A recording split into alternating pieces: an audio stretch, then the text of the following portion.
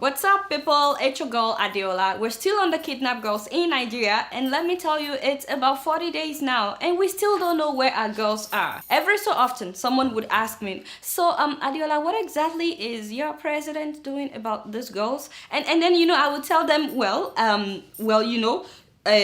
yeah, I mean, of course, I mean, even before the US and other countries sent help, I mean, they were, nobody knows what they're doing. And then I saw this video on CBS. I could not believe it. We go to their school and attack some soldiers and policemen. He calls himself Saleh Abubakar and told us he's been a member of Boko Haram for 7 years. We didn't make them to combat Islam by force, just by preaching. You understand? But I'm saying stealing them, abducting them, and forcing them to convert to Islam, is that not the same as forcing? As I tell you, we are not forcing anyone to accept Islam. We just plead to them. What just happened? My God. Did she just interview a Boko Haram?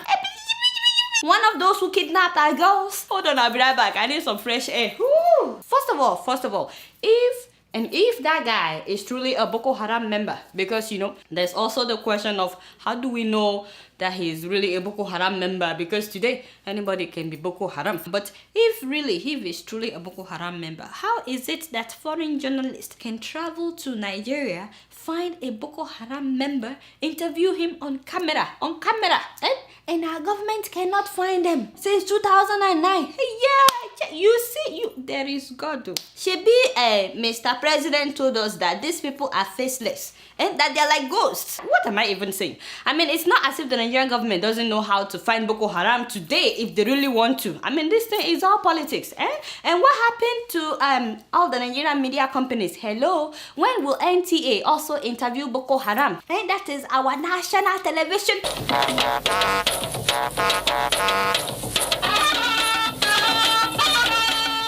Away? Stop it. Why are you playing that thing? Trying to embarrass NTA? Back to what we were saying with Jari. By the way, they have not changed that music. The devil is a liar. How can Oyinbo people be getting to Boko Haram before our own media? By the way, kudos to a special woman, Miss Chika Odua, for going all the way to Chibok to interview family members of these girls. One woman, she brought back pictures and articles in Adeola, my sister. You see. Now, the CBS reporter said that they conducted the interview in Abuja. I said, Jay, that means Boko Haram members can move freely in Abuja and any other state for that matter without getting caught. But CBS, come. How can you find a Boko Haram member and not hint us on how our intelligence sources can also find them? We have intelligent sources in Nigeria, right? Why can't you hint us? I forgot that in journalism, you are not supposed to give up your sources. We can't betray our sources. If not, they can start killing all the journalists and there will be nobody else to bring you any new updates. Because honestly, I've been thinking a lot about how the parents of these girls would feel, watching that interview and seeing one of those who abducted their daughters, And while we're talking of parents, do you guys know that 2 parents have already died of heart attack? Yeah. One of them, Mutai Hona, had 2 daughters among these girls that were kidnapped. And unfortunately, he couldn't find them in the video released by Boko Haram. Remember that video? Because, they asked all the parents to come and identify their daughters when that video came out. And guess what? Few days after that, he had a heart attack and that was it. He died. The sad thing is that his daughters are probably still alive out there. I mean, we don't know that Boko Haram killed any of these girls. But it's not easy being a father and not being able to rescue your daughters. Your 2 daughters for more than a month. And then another parent that died, that was Mrs. Mary Lalai. She had a daughter among these girls that were kidnapped. And guess what? She also had heart attack. I mean, when somebody has been thinking for so long, not sleeping, not eating, just worrying about her daughter, I mean, can you expect anything less? She had a heart attack and died. That means that when her daughter is finally rescued, she no longer has a mommy to run to. She's coming home to cry. all over again. If you're a parent and you're watching this show, please and please don't ever miss an opportunity to tell your children that you love them. I know that the government has to strategize. I know they have to plan.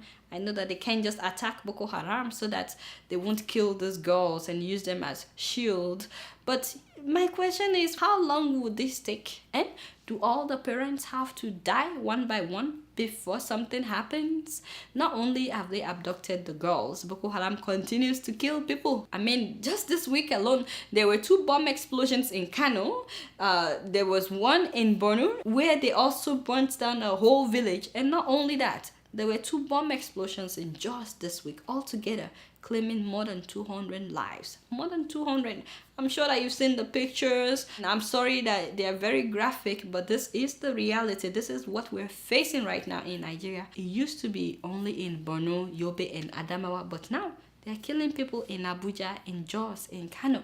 And if they keep going like this, those of you living outside those places, please don't get too comfortable. Have you seen how the president of Kenya has been handling terrorist attacks? I mean, there was one last Friday that killed 10 people and injured 70. And the president came out that same day to address all the citizens on what his administration is doing. He would not only visit the place, he would address the nation, taking all kinds of questions from journalists, uncensored questions. I mean, you feel a sense of the whole country fighting together. In fact, he recently called all the governors to a closed-door meeting for 5 hours discussing how to deal with this issue in Kenya. Now, the security measures have been heightened and they're not leaving anything to chance anymore. I still think that Mr. President should at least visit the parents of these girls or send them a delegate. I know that some people are saying that, what about his safety? What if they kill Mr. President? I said, if Jonathan wants to go to Chibok, security is not the issue. All he has to do is take a battalion with him. He can take like 6,000 soldiers with him or whatever. Just make sure that you don't announce to the press the day you're going. Make it a surprise, but go. What about presidents in other countries that visit, like war zones? Obama visited Iraq while the war was still going on. George Bush made 4 unannounced trips to Iraq and 2 trips to Afghanistan during his presidency. How can you be a president and not be able to go to some parts of your country? I know that this is when some viewers will start, saying that I'm being sponsored by APC because I'm saying the truth. Suddenly, I'm being sponsored by a political party. Actually, that's very funny to me because there was no APC when I started this show.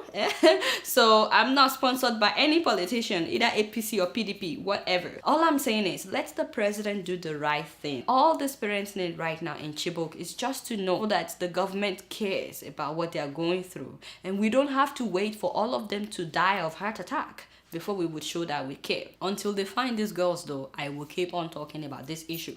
But I don't know anything. I beg, I'm just keeping it real.